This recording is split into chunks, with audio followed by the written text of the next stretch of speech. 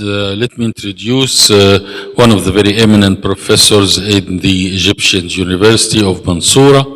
Is Professor Mosaad Soliman. He has a long career of publishing a lot of paper, a lot of research, and in charge of the Vascular Unit Mansoura. His talk is about the Egyptian in the light of international guidelines of CAT syndrome. Professor Mosaad. Thank you, Mr. Chairman. We have been honored by all of the vascular specialists and contribution to the Egyptian guidelines, and I was very privileged to be part of this contribution, especially in the field of VTE and the critical ischemia.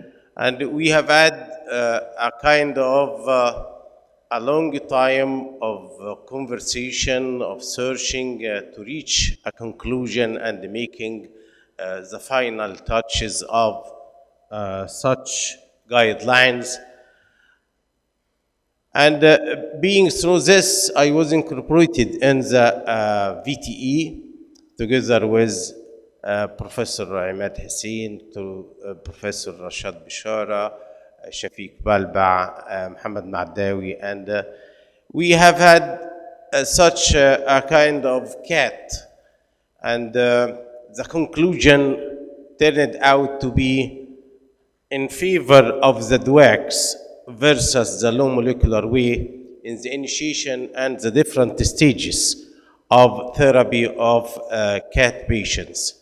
And going through the international guidelines, we have figured that different issues has been raised and highlighted, like in the ACCP in 2021, and also in the ESMO 2023. And they have highlighted the area of endoluminal tumors, like in the GI and the urothelial tumors. At this point, they recommended the use of safe kinds of interventions like apixaban and the low molecular weight heparin rather than edoxaban and rivaroxaban because of the increased risk of bleeding in such patients. And moreover, in the ESMO, they have segregated through 3 groups of patients: those who are at very high risk of bleeding, like with endoluminal tumors, those who are receiving inducers or inhibitors of cytochrome and B-glycoprotein, and those with a risk of bleeding, like patients with a recent attack of threatening bleeding or those with mucositis. These patients, they recommended the use of low molecular weight heparin as a one bunch of patients, and all the other group should receive either low molecular weight or DWACs. And this also runs for patients with extended therapy due to local unresected advanced tumors or those with METs for more than 6 months. And we have some other groups of patients that they need to be looked at, like patients with gastric or gastroesophageal tumors, and these patients again had the recommendation in the NCCN guidelines 2024 to use apixaban or low molecular weight heparin in such patients. The other group are the patients who develop any kind of gastrointestinal resection surgery, because as we all know, DWACs are mainly absorbed through the GI.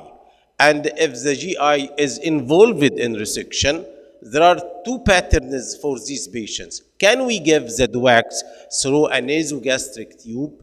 And the answer is yes, we can use a nasogastric tube using a suspension of the DWAC you are going to use in 60 milliliter to be given with meal for the rivaroxaban, 15 and 20 milligram, but not for the 2.5 and 10 milligrams.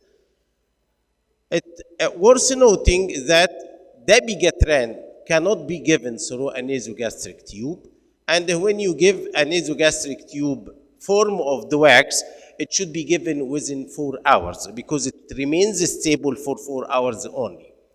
The other part of this is when you have a resection of the GI, it affects the absorption of the wax.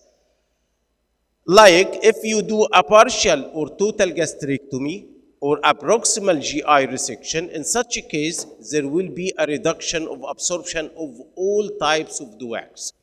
If you do a row on Y, or in cases of short bowel syndrome or colonic resection, there will be a reduction of absorption of apixaban because its absorption goes further into the distal GI. So this point needed a highlighting in the guidelines.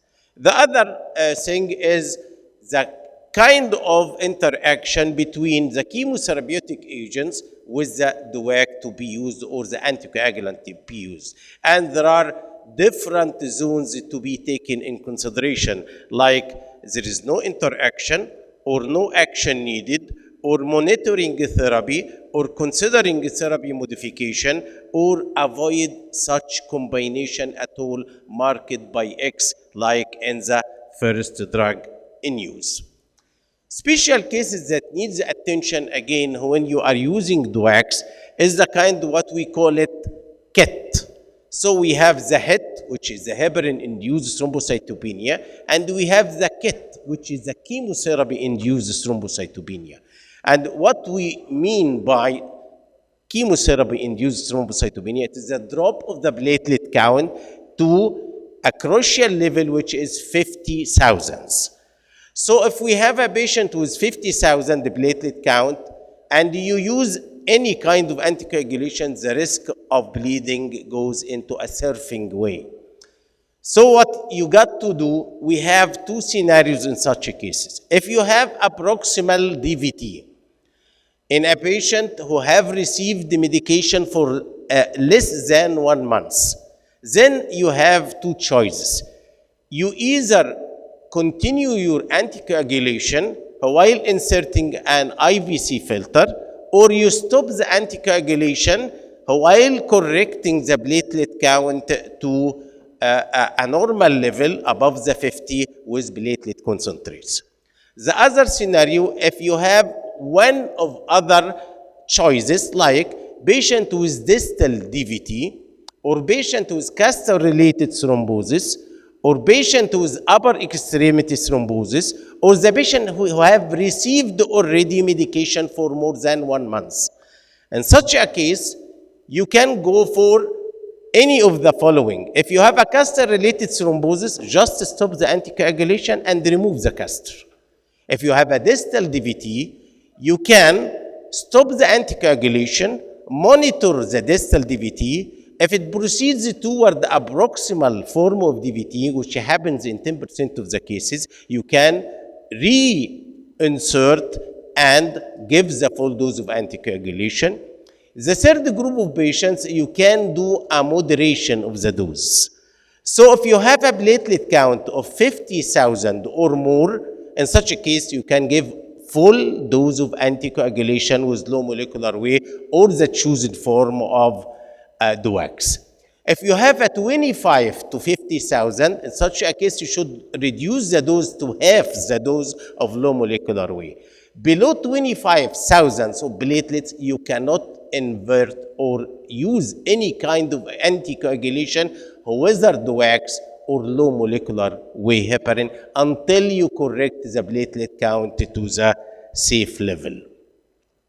The other group of patients is those with CAT, in addition to renal impairment. If you have a creatinine clearance between 30 to 60, in such a case, you can choose the low molecular weight heparin or DOACs. If you have it less than 30 of the creatinine clearance, in such a case, you can use either the unfractionated heparin together with VKA, or you use the low molecular weight heparin, but only monitored by anti-active factor 10, which is very expensive as a monitoring method.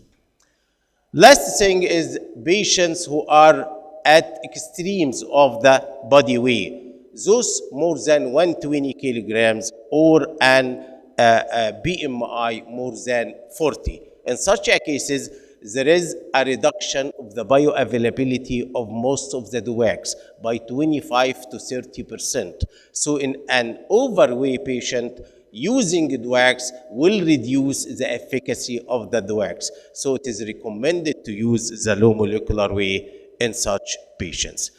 And lastly, I have to comment about the guidelines.